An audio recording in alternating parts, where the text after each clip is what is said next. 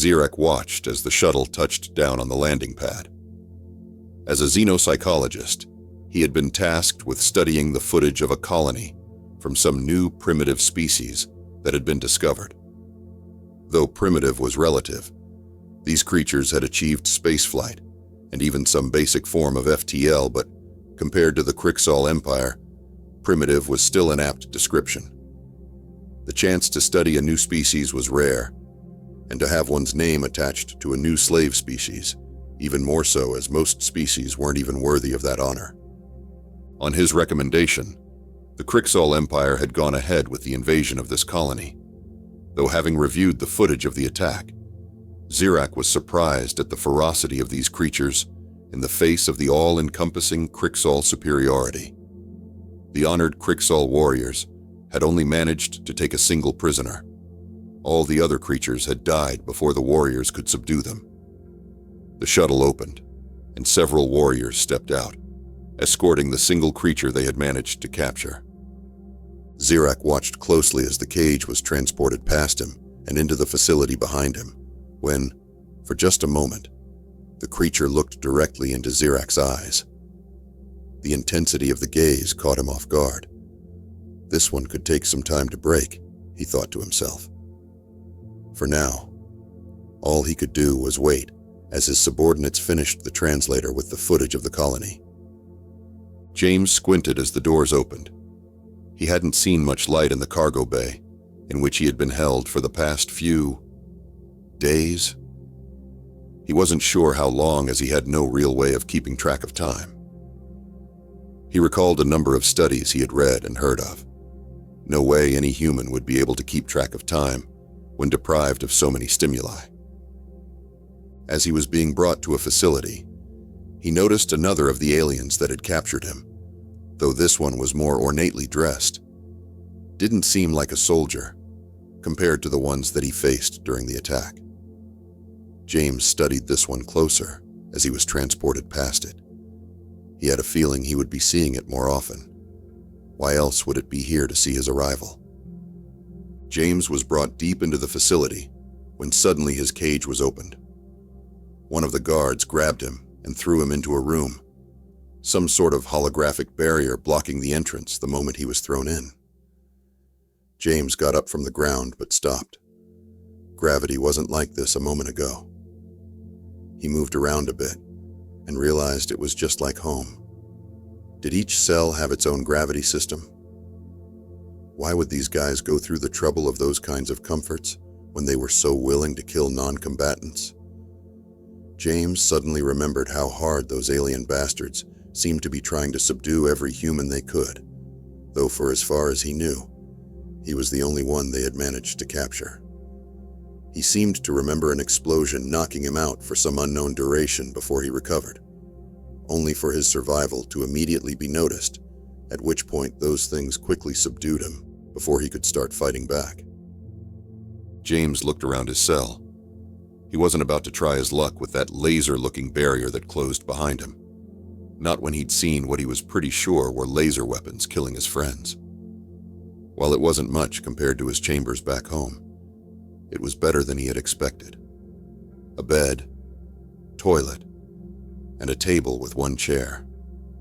He couldn't help but wonder once again, why go through all this trouble to capture him and then give him these comforts? Then it struck him. They needed him, not just alive, but potentially cooperative. If they needed a live human, they must have the intent to study him. His mind flashed back to the bodies of his friends. James had no intention of giving these things what they wanted. As he pondered on how to navigate this situation, he recalled something that had been repeated several times back when he was still studying. Garbage in, garbage out. A few cycles had passed, and the translator was finally ready. Normally, Zirek would have been furious over the delay, but he was too excited. He approached the cell. The creature was laying on the bed, staring at the ceiling.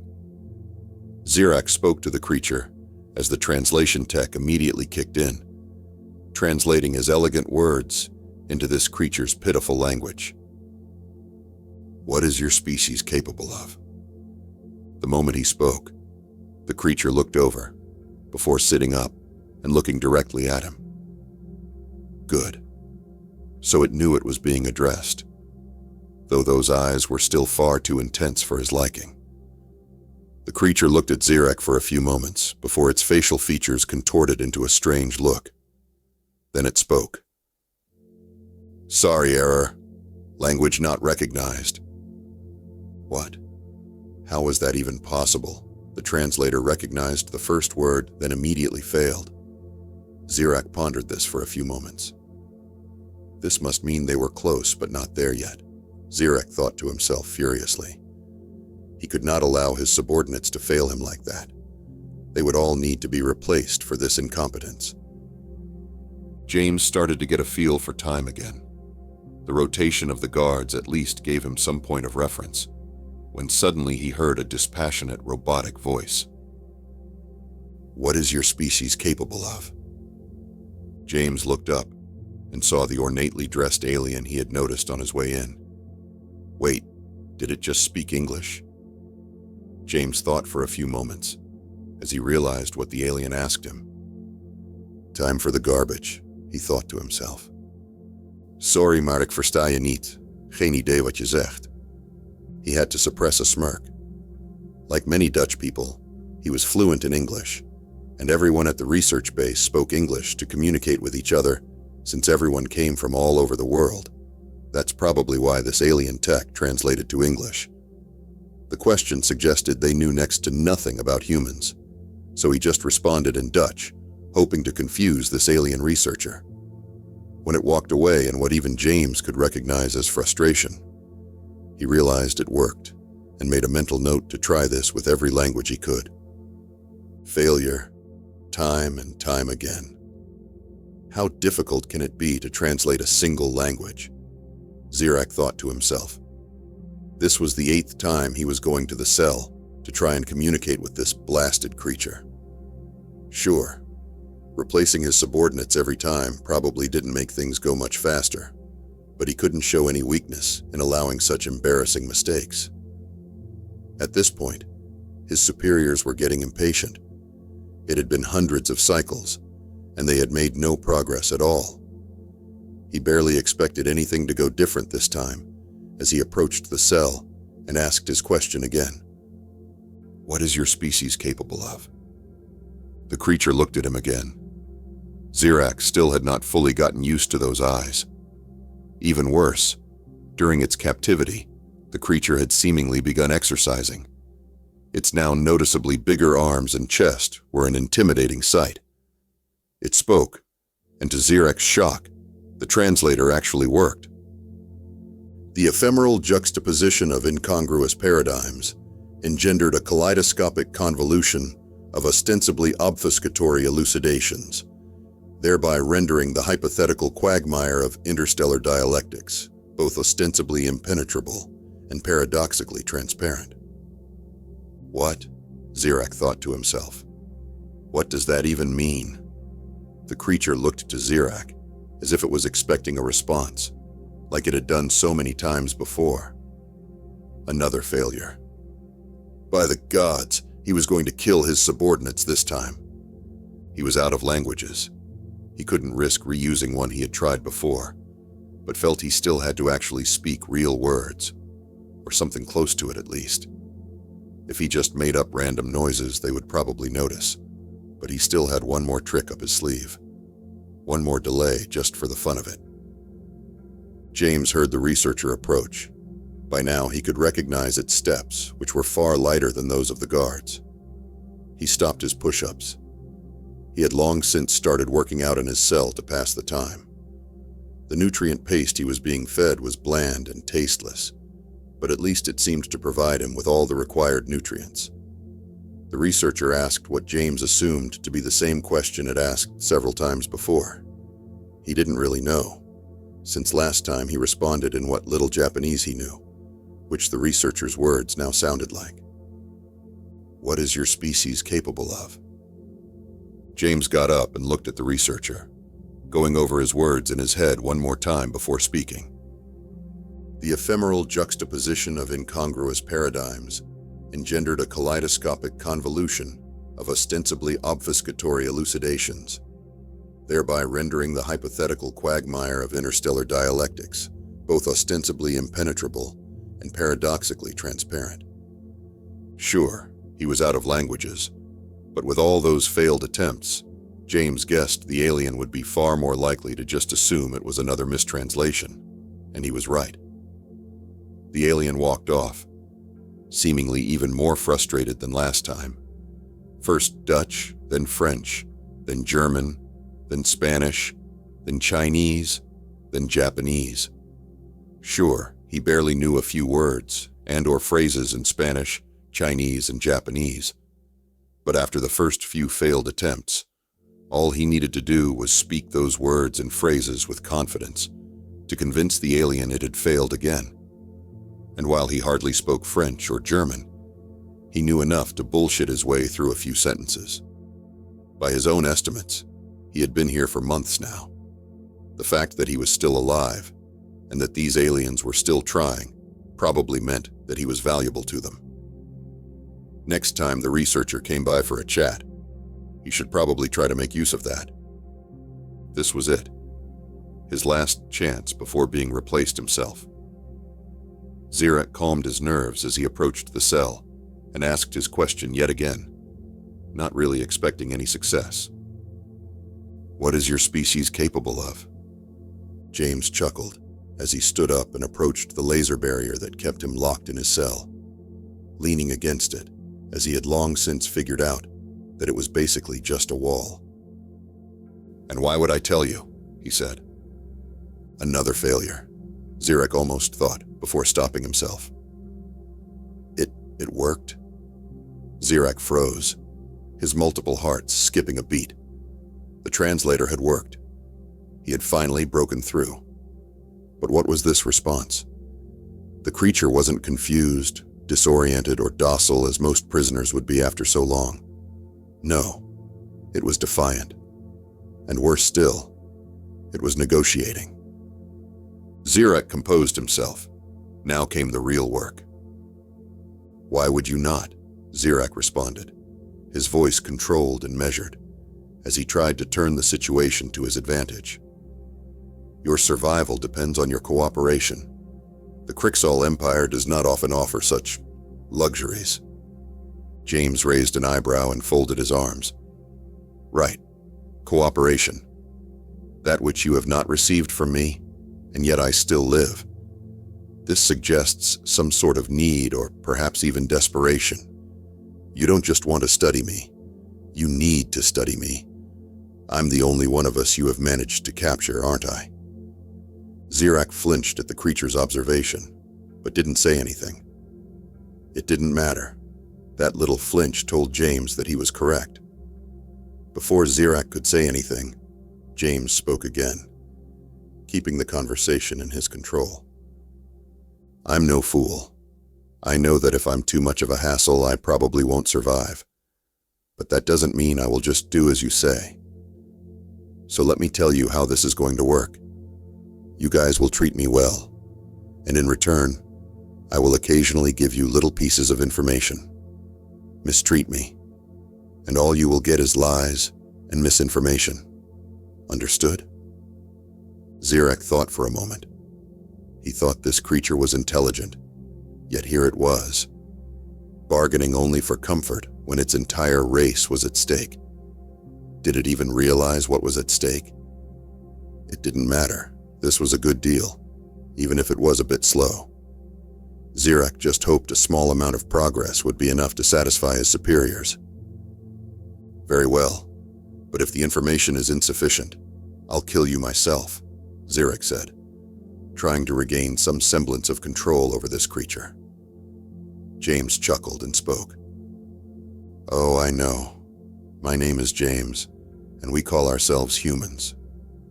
Zirek walked in and set down his datapad, trying to look as composed as he could.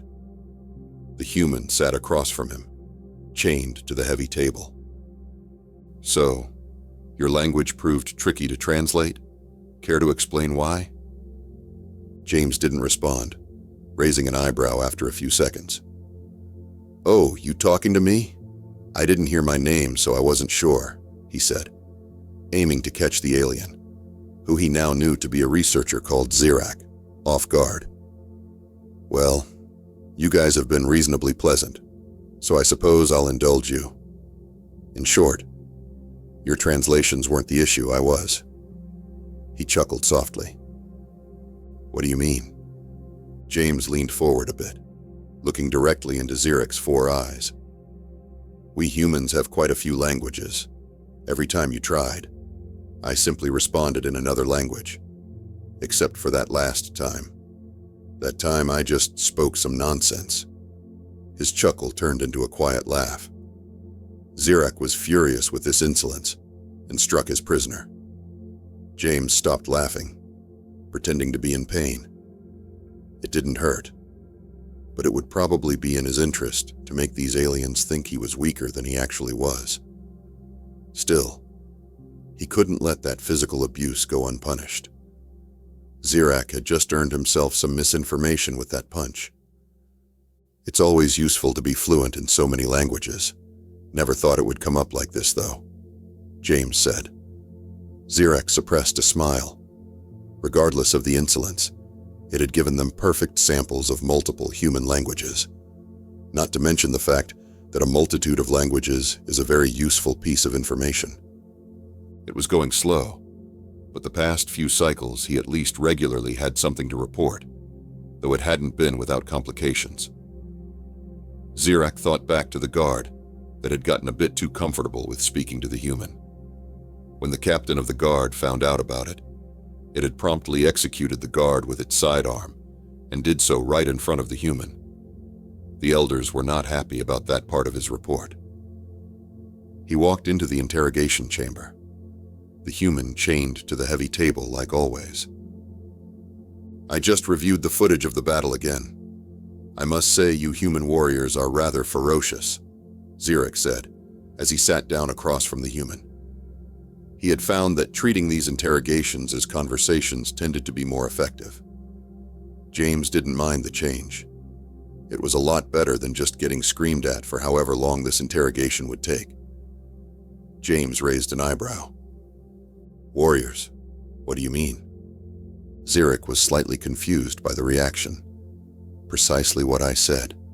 The way you and your allies fought off so many of our honored warriors was admittedly impressive." James sat back in his chair, a look of realization crossing his face. He wasn't sure if it was a good idea to say this, but this was far too entertaining of an opportunity to let slip. "Warriors? You think we were warriors?" Xirak tilted his head slightly, 4 eyes blinking in unison. "Your people fought with remarkable tenacity. The way you held your ground, even as our warriors advanced with superior firepower. Yes, it is clear you were soldiers, warriors." James couldn't help but chuckle. The laugh was soft at first, then grew louder, until it echoed through the cold, sterile room. Xirak's confusion deepened.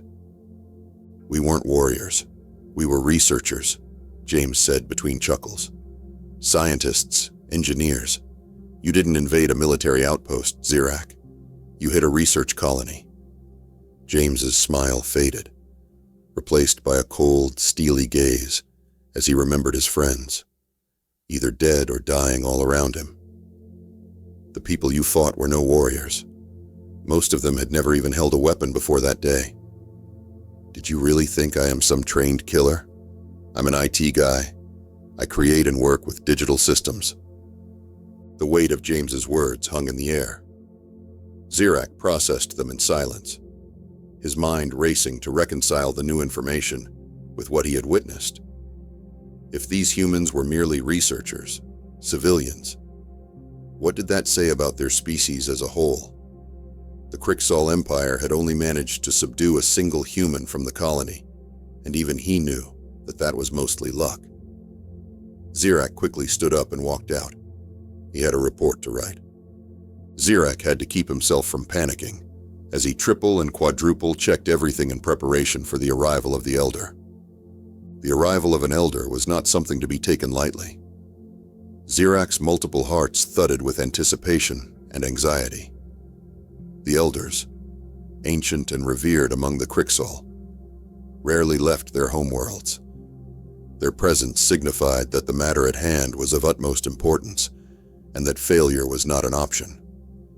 If the elder was displeased with his progress, Zirak wouldn't just lose his position. His very existence could be erased from the annals of Qrixol history, a fate worse than death. How could it have gotten to this point? This was supposed to be his crowning achievement, Zirak thought to himself, as he could feel the weight of the elder's impending arrival. The human had become a dangerous enigma. James's defiance was unlike anything the Qrixol had encountered in their many conquests. Worse still, if the Qrixol had attacked a research outpost, and those so-called non-combatants had fought with such tenacity, what would an actual military response from humanity look like? Zirak mentally steeled himself. He didn't have time to worry, and there would be no room for error. The elder had to see progress, or at least the potential for a breakthrough. How long had he been here by now? Years? James sighed, and he once again pondered the feasibility of an escape. Still not in the slightest. Even if he got to the landing pads, even if he got into one of their ships, even if he figured out how to pilot one of their ships, even if he managed to take off, they would just blow him out of the sky before he could get away. Even if he was valuable, he probably wasn't valuable enough for them to not kill him if he got that far. James briefly considered guerrilla warfare, but since he didn't know much about surviving in the wild and this wasn't his home turf, that idea was a non-starter. His thoughts were interrupted when he noticed that security was suddenly being tightened. He hadn't done anything lately to warrant that, so it could only mean one thing: a special visitor. With how often he had been interrogated, he had gotten used to the sudden change in gravitational force as his cell was opened. A large group of guards escorted him from his cell to the interrogation room. Like so many times before, he was chained to the table as he sat and waited, curious if this important guest would be speaking to him personally. The door opened, and 2 guards walked in. It had been a while since any guards were present for these interrogations, so that would probably mean that James's next thoughts were cut off as an imposing figure walked into the room. This newcomer was clearly someone of immense importance, taller and more ornately dressed than Zirak, who followed the elder in, whose posture seemed more submissive than James had ever seen. So, this is the human. His voice, though translated through the same dispassionate technology that James had grown accustomed to, still sounded different somehow. He didn't address James directly, instead speaking to Zirak as if he were some specimen on display. "Yes, Elder," Zirak replied with a deep bow. "He has proven challenging, but we are making progress." The elder stepped forward, his towering form looming over James. "A research outpost," he mused, his gaze never leaving James's. "And yet, these scientists fought as fiercely as any trained warrior. Tell me, human," the elder finally addressed James directly. "Why did your kind choose death over capture? What drives your species to such extremes?" James stared up at the elder, feeling a mix of dread and defiance well up within him when he suddenly had an idea. As a prisoner, he wasn't valuable enough to stay the soldiers' hands if he tried to escape, but this guy just might be. James stared up at the elder, a flash of defiance sparking behind his eyes as an audacious plan began to form in his mind. This was his chance. Probably his only chance. His mind began to race. The lower gravity might work to his advantage here. If he could break those chains quickly enough, he just might have a chance. Not like I've got anything to lose at this point, James thought to himself. The Elder's towering form loomed closer, still waiting for an answer, but James's focus was elsewhere. His gaze flickered to the table in front of him. Moving it was not beyond his strength. He had felt its weight before, deceptively light due to the lower gravity here. James shifted slightly in his chair, testing the tension in the chains that held him. James did everything he could to buy himself a little more time to prepare. He breathed in deeply, his mind racing to synchronize his movements. The guards that flanked the Elder, their hands resting casually on their weapons, were unprepared for what James was about to attempt. He had to make this count. Any hesitation, any mistake, and it would be over in seconds. But if he could get control of the Elder... By now, the Elder had made his way to James's side of the table, frustrated and annoyed at the lack of a response. James finally looked back up at the Elder, his face calm, almost resigned. "You want to know what drives us?" he said, his voice low but steady. The Elder leaned in slightly. Curiosity piqued. "Survival," James whispered. In one fluid motion, James pushed his feet against the edge of the table with all the force he could muster, simultaneously pulling his arms back. The sudden explosion of force proved too much for the chains as they broke. The table, now no longer being held back by the chains, practically took flight. The guards barely had time to react as the massive slab of metal crashed into them, sending both sprawling to the ground in a heap. James, meanwhile, was sent backwards, though he managed to land on his feet as the room exploded into chaos. Zirak shouted in alarm as James immediately rushed at the Elder, the adrenaline surging through his veins. The Elder, momentarily stunned by James's audacity, reached for something at his waist, but James was faster. He dove towards the Elder, tackling him to the ground, before ripping the sidearm the Elder had tried to draw from its claw. He had seen that one captain execute a guard with the same type of weapon before. He had seen how it was used. James quickly shot both guards before they could recover from being hit with a flying table, then pressed the weapon against the side of the Elder's head. These guys were humanoid enough for James to assume that the brain was probably in the same place, and the dead guards with holes in their heads definitely supported this hypothesis. "Nobody move," James growled, pressing the weapon harder against the side of the Elder's head.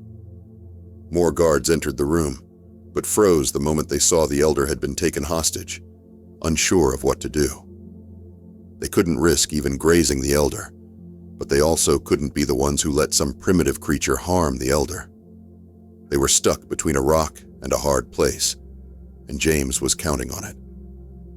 Using the Elder as a meat shield, James made his way to the landing pads, moving with calculated precision to not expose himself in a manner that allow any of the guards to shoot without the Elder being collateral damage.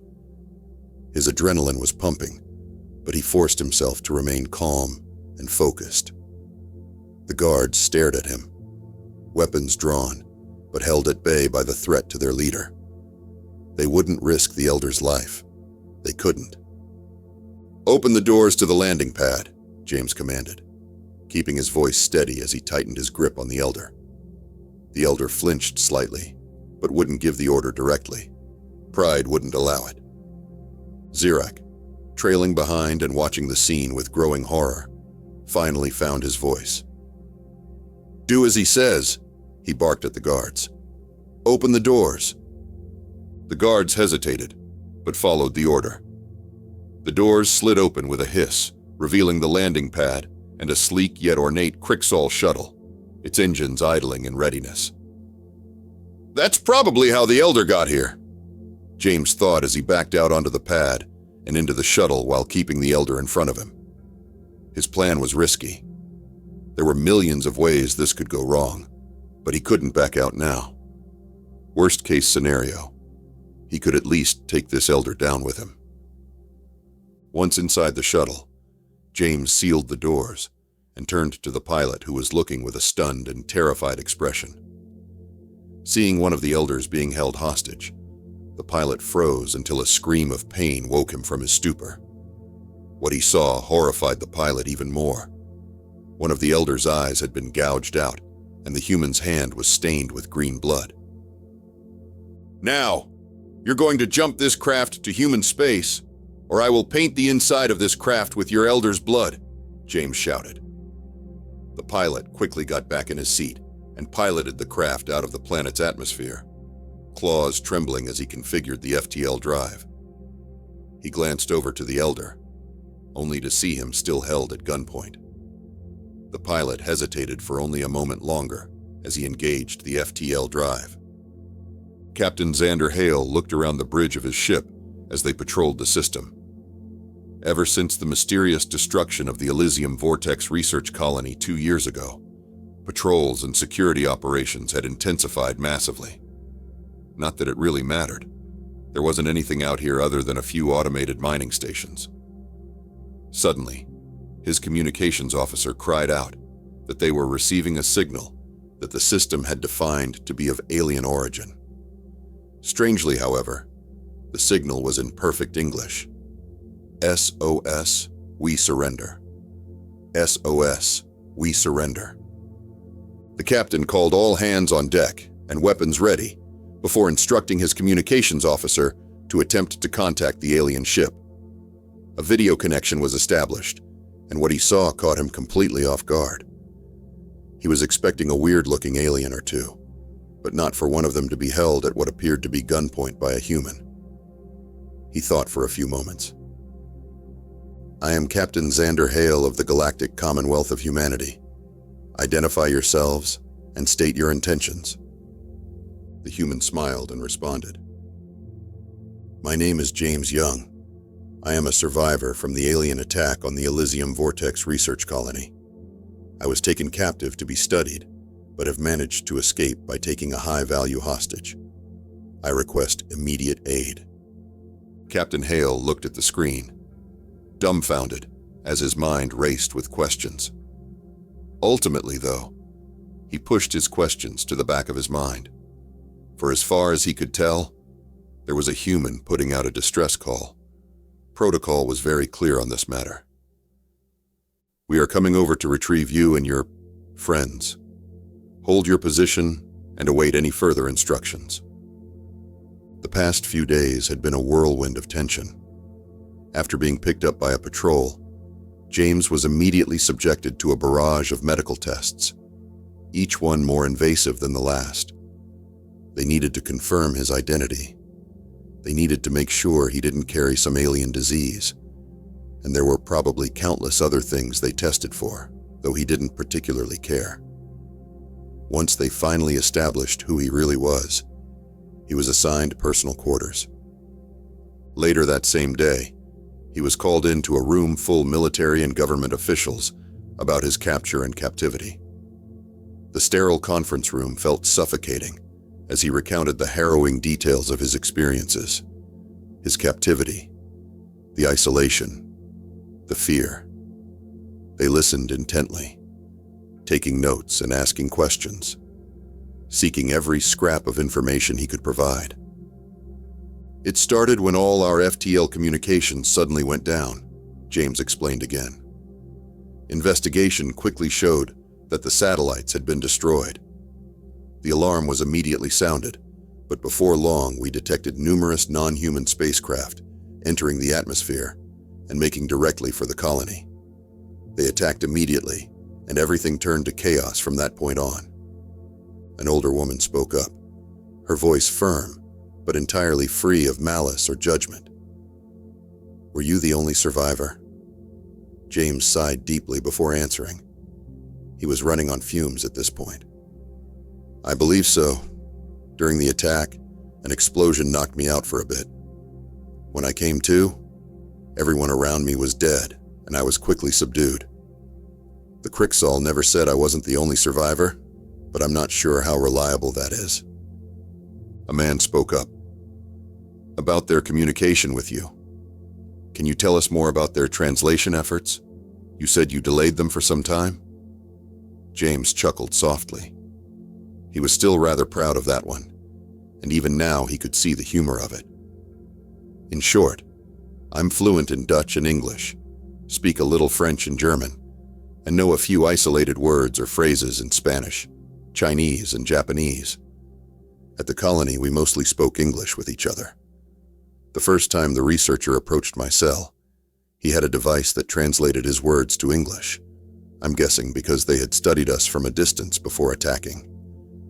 Digital communications were all in English, so that's probably what they used if I had to guess. I responded in Dutch to see if they had accounted for multiple languages, and it turned out they had not.